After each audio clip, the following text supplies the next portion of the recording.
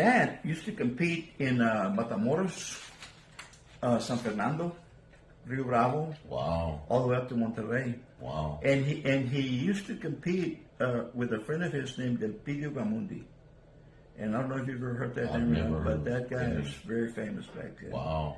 And as a matter of fact, there's pictures of him in some of the old Gamecock magazines Wow. because he used to compete all over. And Elpidio would represent the entry. Right, My right. dad would send him the stags.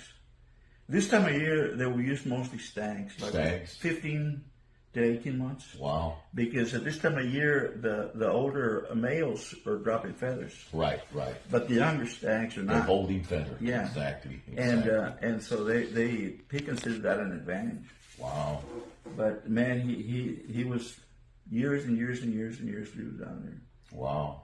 What about your success with chickens when you finally got to Conroe? And because, like I said, I used to follow Tom when I was like 16 or 17 years old. He would advertise in the Gamecock, and he would go by the name of Mr. Moon, and he'd be holding a chicken, and you could see his chickens, and it would say Conroe, Texas, you know. And I told myself, I'm going to meet that man one day, and finally today I got to meet him.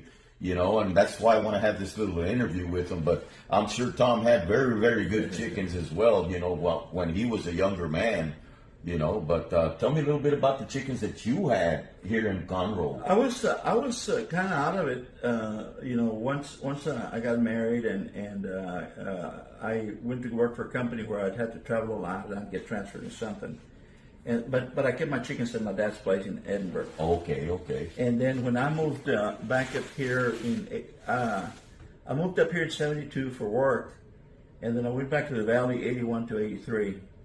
And when I went down there, I brought back chickens from my dad's. Okay, okay. And he had some really, really good McLeans. Wow. What did you do for a living? I worked for a finance company. A finance company, Yeah, okay. It was a big finance company. We financed cars and big ticket stuff. Right, right, right. Nationwide, and so I would get transferred and stuff. And then when I came up here, I went work as a credit manager for Goodyear. Okay, for okay, several years. okay. But when I came back up here in '83, then I brought some of my dad's McLeans. Wow. And he had some grays that he had got from Dan Gray. I brought some of those. You know, Dan Gray just passed away. A couple of days ago. A couple of days ago, yeah, I saw that. Yeah, but those roosters. I mean, my dad, his McLeans. You know, you could hear it whenever we would go into the ring. You know where the odds were. Right, Yeah. right. And so They were that famous. I've got a little bit of blood left, but I've had to breed back several times. I've bred some Clarence Stewart green-legged hatch Okay, okay. into them back in the late '80s, early '90s, and then I bred and he kind of tamed them down because they were man fighters, Right, right, right, rough.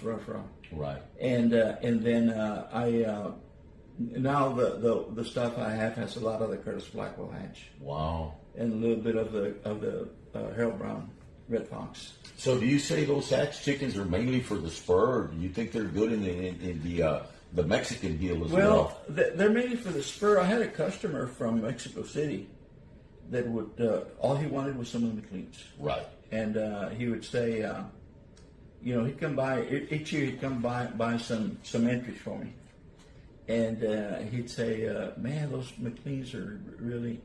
I'll buy some more from you later." And I'd say, "Well, I mean, you know, you don't need any now." No, he says, "I haven't lost a single one of them." Wow. And so one day I asked him. I says, "Well, what do you mean you haven't lost a single one?" He says, "No." He says, "But sometimes they don't make it after Right, right. after the competition." They get, He says, "But they always win." wow, wow. And so They got big ability. so I like them, Got some but the only ability. thing is that they're so aggressive that they get tore up, you know. Right, right, right. And but yeah, mostly we used to. Our competition was mostly in the spur. Wow. So, how many chickens did you maintain on your yard when you had your yard here in Conroe? In Colorado, I had normally probably around 200. About 200? Yeah. And you did all the feeding and breeding? Yeah, I did. Did you show chickens as well? Did you get to go to Sunset, Circle Club? Not Sunset, the but Bayou? not Sunset, but we went to Circle. We went to 24 Hour, 24 Club with Jim 24 Club, Wilcox? Bayou Club, after Circle, Right. and D&D. D&D. We did a lot of competition there. We went to Maryville, and we did that until 2008 when they shut them down. Could you say you were successful with the bloodlines you had? You did some good winning with them, huh? Mm-hmm. Wow. Yeah. As a matter of fact, we always we weren't always favored, but we're always Competitive. even money or we were favored. Wow. Yeah. Well, I just, like I said, once again, I just wanted to interview this man because, our sport is it's a dying sport because of the animal rights activists and, PETA and the Humane Society of the United States of America. They're trying to make things real bad on us, and actually, we are breeders. What we do is we breed chickens and we breed them for the preservation of what has been left to us by our forefathers. It's a sad situation that, a lot of us cockers take care of our animals actually better than some people take care of themselves. But it's what's happening right now in today's is these lobbyists and these politicians are believing the people that are the activists, making them believe that we are bad people, that we are cruel people. And that is not the case. The case here is we breed chickens for preserving what was left over for us so that they will not go extinct. Okay, in some states, back years were legal, but this Humane Society of the United States has gotten so strong that it's hard for the cockers to get together to try to fight these laws that are coming out. So, once again, hopefully we can pull together as cockers and be united, but it's very hard because we are not united. Instead of working with each other, we're trying to fight one another instead of helping each other out to achieve what we need to achieve. So once again, Tom Luna, it's been nice interviewing you, and it's been nice meeting you as an individual.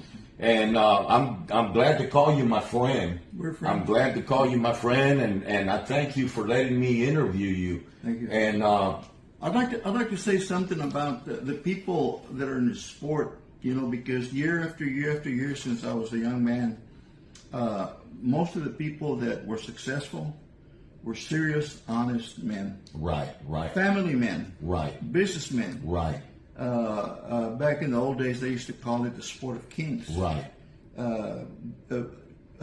Presidents of the United States were Right. involved in it. Judges. Serious. Right.